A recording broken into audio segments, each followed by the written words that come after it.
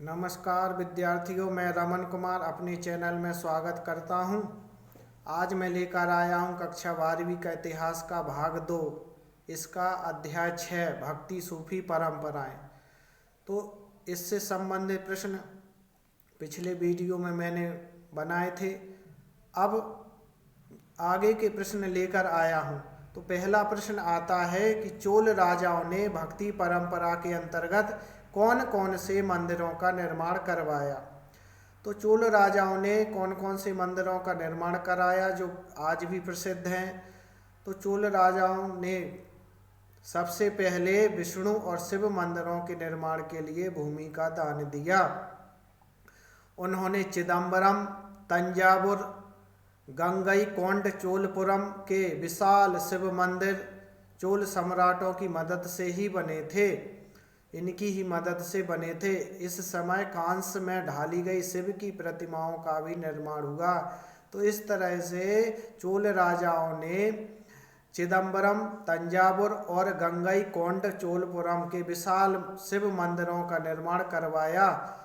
यानी कि इन्हीं की मदद से इन मंदिरों का निर्माण हुआ और इसी समय कांस में ढाली गई शिव की प्रतिमाओं का भी निर्माण किया गया। तो इस तरह से इन्होंने मंदिरों के निर्माण के लिए भूमि का दान भी किया था। फिर अगला प्रश्न आता है, ये प्रश्न सभी 2 अंक के हैं। तो अगला प्रश्न हमने लिया है कि मध्यवर्ती शताब्दियों में कौन से 2 मुख्य धार्मिक विकास देखने को मिलते हैं। तो मध्यवर्ती शताब्दियों में 2 मुख्य विकास देखने को मिले हैं। कौन कौन से? एक तरफ तमिल भक्तों के विचारों को संस्कृत परंपरा में शामिल कर लिया गया। तो इसका परिणाम सर्वाधिक प्रसिद्ध पुराणों में से एक भागवत पुराणों की रचना थी। तथा दूसरा विकास था 13वीं शताब्दी में भक्ति परंपरा का विकास महाराष्ट्र में हुआ। तो सीधा सा अर्थ है 2 मुख्य विकास देखने को मिले। एक विकास तो ये था कि तमिल भक्तों के विचारों को सबसे अधिक संस्कृत परंपरा में जो प्रसिद्ध था भागवत पुराण, इनकी रचना में इसको शामिल कर लिया गया। तो इनके विचारों को जो संस्कृत परंपरा में शामिल है भागवत पुराण की रचना, तो इसमें तमिल भक्तों के विचारों को शामिल किया गया। और दूसरा धार्मिक विकास था कि 13वीं शताब्दी में भक्ति परंपरा का विकास महाराष्ट्र में भी हुआ। फिर अगला प्रश्न 2 अंक का आता है कि इस्लामी विश्व किसे कहा जाता है। इस्लामी विश्व, तो इस्लामी विश्व है अरब व्यापारी समुद्र के रास्ते पश्चिमी भारत के बंदरगाहों तक आए। इसी समय मध्य एशिया से लोग देश के उत्तर पश्चिम प्रांतों में आकर बस गए। 7वीं शताब्दी में इस्लाम के उद्भव के बाद यह क्षेत्र उस संसार का हिस्सा बन गए जिसे अक्सर इस्लामी विश्व कहा जाता है। तो इस्लामी विश्व क्या है कि 7वीं शताब्दी में जब इस्लाम का उदय हुआ या उद्भव हुआ, तो उसके बाद जो अरब व्यापारी समुद्र के रास्ते जो पश्चिमी भारत के बंदरगाह पर आए थे और मध्य एशिया से लोग देश के उत्तर पश्चिम प्रांतों में आकर बस गए, तो इस क्षेत्र को भी अक्सर इस्लामी विश्व कहा गया है। तो इस्लामी विश्व किसे कहा गया है? तो जो अरब से व्यापार करने समुद्र के रास्ते भारत के पश्चिम बंदरगाहों तक आए और मध्य एशिया से लोग देश के उत्तर पश्चिम प्रांतों में आकर बस गए। तो 7वीं शताब्दी में इस्लाम का उदय होने के बाद इस क्षेत्र को इस्लामी विश्व कहा गया है। फिर अगला प्रश्न आता है कि शरिया के बारे में बताइए। शरिया क्या है? पिछले बार मैं स्पष्ट कर चुका हूँ 4 अंक के प्रश्न में, लेकिन अब 2 अंक के प्रश्न में आइए जानते हैं कि शरिया क्या है। शरिया मुसलमान समुदायों को निर्देशित करने वाला एक कानून है। तो शरिया एक नियमों का ऐसा कानून है जिसके द्वारा मुसलमानों के लिए नियम बनाए गए हैं, यानी इसके द्वारा मुसलमानों को निर्देशित किया जाता है। इसी के अनुसार ये चलते हैं। जो शरिया को मानते हैं यह कुरान शरीफ और हदीस पर आधारित है। तो ये जो शरिया में नियम है कुरान पर और हदीस पर आधारित है। हदीस का अर्थ होता है पैगंबर साहब से जुड़ी परंपराएं। तो जो पैगंबर साहब की जो परंपराएं नियम थे उनको हदीस कहा गया है। तो इसके अंतर्गत उनके स्मृत शब्द और क्रियाकलाप भी आते हैं। अब अगला प्रश्न 2 नंबर का आता है कि इस्लाम धर्म में उलमा कौन थे, उनके कार्य बताइए। उलमा क्या है, उलमा कौन थे, उलमा का अर्थ बताइए, उलमा क्या काम करते थे, इनके क्या कार्य थे, इनका क्या महत्व था इस्लाम धर्म में।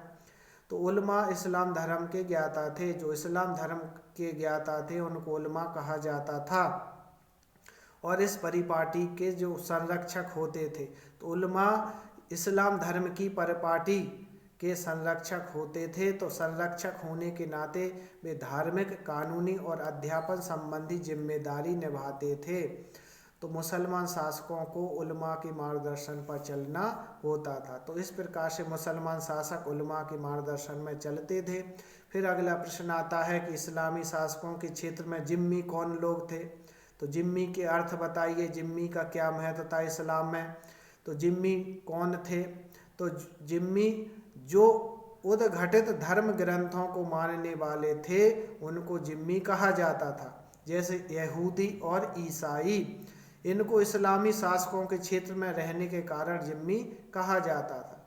तो जो यहूदी और ईसाई थे ये इस्लामी शासकों के क्षेत्र में रहते थे, इनको जिम्मी कहा जाता था। यह ऐसे हिंदू लोग थे जो जजिया कर को चुकाकर मुसलमान शासकों के संरक्षण में रहने के अधिकारी हो जाते थे। तो ये जजिया कर चुकाते थे, यानी जजिया टैक्स देते थे। ये जजिया कर इसलिए देते थे ताकि मुसलमान शासकों के क्षेत्र में रह सकें। तो जजिया कर को चुकाकर मुसलमान शासकों के संरक्षण में रहने के अधिकारी हो जाते थे, इसलिए इनको जिम्मी कहा गया है। अब अगला प्रश्न आता है कि मुस्लिम शासकों ने गैर मुस्लिम नेताओं के प्रति किस प्रकार की नीति अपनाई। तो मतलब जो गैर मुस्लिम नेता थे या जो मुस्लिम धर्म को नहीं मानते थे और तो उस समय मुस्लिम शासकों ने ऐसे नेताओं के प्रति किस प्रकार की नीति अपनाई या शासितों के तरफ किस प्रकार लचीली नीति अपनाई। तो मुस्लिम उत्तर आता है कि मुस्लिम शासकों ने हिंदू, जैन, पारसी, ईसाई और यहूदी धर्म संस्थाओं को भूमि, अनुदान और कर की छूट दी। तो इनके प्रति इन्होंने कठोर नीति नहीं अपनाई। अक्सर कठोर नीति अपनाई जाती थी लेकिन इनकी नीति उदार रही। तो इन्होंने जो मुस्लिम नेता थे, जो मुस्लिम संप्रदाय से हटकर अन्य जो नेता थे जैसे हिंदू नेता, जैन, पारसी, ईसाई जो छोटे छोटे जो शासक थे, तो इन्होंने मुस्लिम शासकों ने इनके प्रति उदारता की नीति अपनाई, कठोरता की नीति नहीं अपनाई। इन्होंने हिंदू, जैन, पारसी, ईसाई और यहूदी धर्म संस्थाओं को भूमि का अनुदान किया और टैक्स की छूट दी, कर की छूट दी। साथ ही गैर मुसलमान धार्मिक नेताओं के प्रति श्रद्धाभाव व्यक्त करने की नीति अपनाई। फिर अगला प्रश्न आता है मातृग्रहिता क्या है। मातृग्रहिता से आप क्या समझते हैं। मातृग्रहिता एक ऐसी परिपाटी है जहां स्त्रियां विवाह के बाद अपने मायके में ही अपनी संतान के साथ रहती हैं और उनके पति उनके साथ आकर रह सकते। सीधी सी बात है कि जब स्त्रियों का विवाह होता था तो स्त्री पति के घर जाती थी।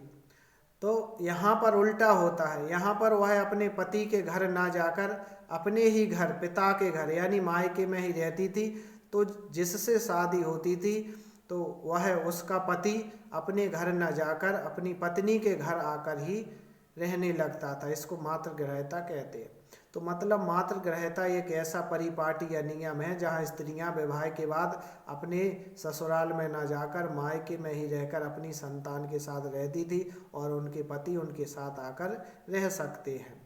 अगला प्रश्न है सूफी मत का विकास कैसे हुआ। सूफी क्या है इसके बारे में मैं पहले 4 अंकों में बता चुका हूँ। तो सूफी से आप क्या समझते हैं, सूफी मत क्या है, सूफी परंपरा क्या है। जैसी पाठ में भी है सूफी परंपराएं, तो इसका अर्थ जानते हैं। इस्लाम की प्रारंभिक शताब्दियों में धार्मिक और राजनीतिक संस्था के रूप में खिलाफत की बढ़ती विषय शक्ति के विरुद्ध कुछ आध्यात्मिक लोगों का रहस्यवाद और वैराग्य की ओर झुकाव बढ़ा। इन्हें सूफी कहा जाने लगा। तो मतलब ये है कि इस्लाम की जो आरंभिक शताब्दियां थीं उस समय धार्मिक और राजनीतिक संस्थाओं के खिलाफ लोगों का मत बढ़ रहा था। मतलब वह इस्लाम की जो धार्मिक और राजनीतिक संस्थाएं थीं उनका सहयोग न कर कर उनके विरोध में एक आंदोलन चला रहे थे। मतलब उनके मत से संतुष्ट नहीं थे, इस कारण से उनके खिलाफ धार्मिक और राजनीतिक संस्थाएं उनके खिलाफ बढ़ रही थीं। तो ऐसी विषयों के विरुद्ध कुछ आध्यात्मिक लोगों का रहस्यवाद और वैराग्य झुकाव बढ़ा, तो इन्हें सूफी कहा जाने लगा। मतलब ये है कि जो इस्लाम के मत था उस मतों को ना मानकर अपने मत उन्होंने उन मतों को ना मानकर कुछ आध्यात्मिक लोगों का रहस्यवाद और वैराग्य झुकाव होने लगा। तो ऐसे आध्यात्मिक लोग जो इस्लाम की धार्मिक और राजनीतिक संस्थाओं से मत के खिलाफ थे, तो ऐसे आध्यात्मिक लोगों का उनके खिलाफ जाकर उनका सहयोग ना करके उनके खिलाफ जाकर उनका मत था कि रहस्यवाद और वैराग्य की ओर उनका झुकाव बढ़ने लगा था, तो उन्हें ही सूफी कहा जाने लगा। मतलब यह था कि इस्लाम के मत के विरुद्ध थे, उनके समर्थन में नहीं थे। फिर अगला प्रश्न है, मैंने पढ़ाया था कि सबसे अधिक अकबर कौन से दरगाह पर जाता था या सबसे प्रसिद्ध दरगाह कौन सी थी। तो आज भी है और पहले भी थी। तो उस समय अजमेर की दरगाह सबसे अधिक प्रसिद्ध थी। अकबर यहाँ पर 14 बार गया। कभी वह विजय होने पर जाता था, कभी पुत्र के जन्म होने पर जाता था, कभी वर्ष में 2-3 बार आता था। और तीर्थयात्रियों के भजनों ने ही अकबर को यहाँ आने के लिए प्रेरित किया। इस तरह से अजमेर की दरगाह सबसे प्रसिद्ध दरगाह थी। फिर अगला प्रश्न आता है, अमीर खुसरो के बारे में बताइए। तो अमीर खुसरो कौन थे? अमीर खुसरो के बारे में बताइए, उन्होंने किस प्रकार की रचनाएं की। अमीर खुसरो एक महान कवि थे, संगीतकार थे तथा शेख निजामुद्दीन औलिया के अनुयायी थे। उन्होंने कौल का अर्थ कहावत है, तो कौल का अर्थ होता है कहावत। तो उन्होंने कहावतों का प्रचलन करके यानी कौल का प्रचलन करके चिश्ती समा को एक अलग आकार दिया। कौल को कव्वाली के रूप में शुरू और आखिर में गाया जाता था।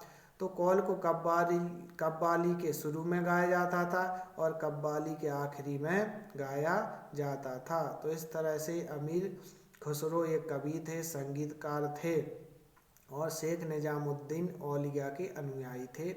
उन्होंने कौल का प्रचलन किया यानी कहावतों का प्रचलन किया। ये कहावत है या कौल कव्वाली के प्रारंभ में और आखिर में गाते थे। तो फिर अगला प्रश्न आता है, कबीर की उलटवासियों के बारे में बताइए। कबीर की रचनाएं अन्य भाषाओं और बोलियों में प्राप्त होती हैं। तो कबीर की उलटवासियाँ क्या हैं कि कबीर की रचनाएं अनेक भाषाओं और बोलियों में प्राप्त होती हैं। कुछ रचनाओं को उलटवासी के नाम से जाना जाता है। इस प्रकार की रचनाओं में उनके अर्थ को उलट दिया गया है, इसलिए इनको उलटवासी कहा गया है। उलटवासी रचनाओं का तात्पर्य यही है कि परम सत्य के स्वरूप को समझने की मुश्किल होना ही दर्शाता है। तो आज इस वीडियो में इतने ही। अगले वीडियो में फिर हम प्रश्न लेंगे। तब तक के लिए नमस्कार।